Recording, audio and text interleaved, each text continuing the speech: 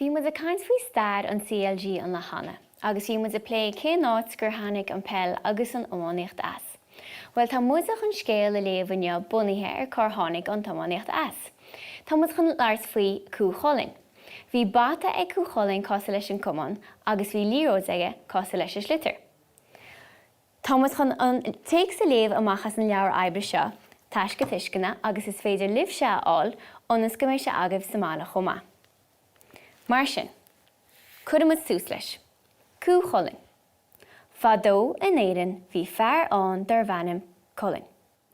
Lá amháin bhí féasta aige ina Chúisleán lena cháirde. Bhí cú mór fíochmhar mar gháirde aige ar a dá dubh air. Bhí an cú taobh amuid in Chúisleán ar ara agus an féasta ar siúl.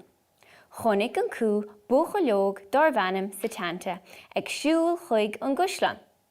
Thosa sé ag tafan go fíochmhar, agus rise I dro hitanta. Bhí fearr ar a gú ach ní raibh agla ar hitanta roimhe. Bhí smaoine aige. Thaithnín an iománs go mór leis, agus bhí cumann agus sliocht aige. Bhuail sé an sliocht go crua agus chuaigh sé dírithe isteach a méal an chúl. Hit an cú go talla agus fuair sé bás. Ní raibh Chulainn sásta nuair a chuala sé go raibh a chú marmh, ach thuig sé go raibh sa teanta ina bhochail cró go láidir. Dír sé ar hitanta a bheith mar gcáirde aige agus is mar sin a fuair sa teanta an tainnim Cú Chulainn. Inis, tá muid go ceisteanna a agart bunaithe ar an bhinscéal Cú Chulainn. Cá muid léamh ar ais ríist ar na freagaí ó na scúil muid ná na ceisteanna agart. Tá mé gáil má marcar glas áil agus tá mé gáil an marcar a chur ar na freagaí cearta. Tá trí rogha againn le chola cheist. Mar sin, ceiste bhrí híon. Cad a bhí ar siúl sa Chúisleán? A. Cluiche iomána, B. Féasta, nó C. Threads. Fan go bhfeiceann muid cén freagar bhí ainn. Bhí féasta aige ina Chúisleán. Mar sin an freagar tá againn ná B. Féasta. Tá mé gáil pán glas a chur ar an bheagra.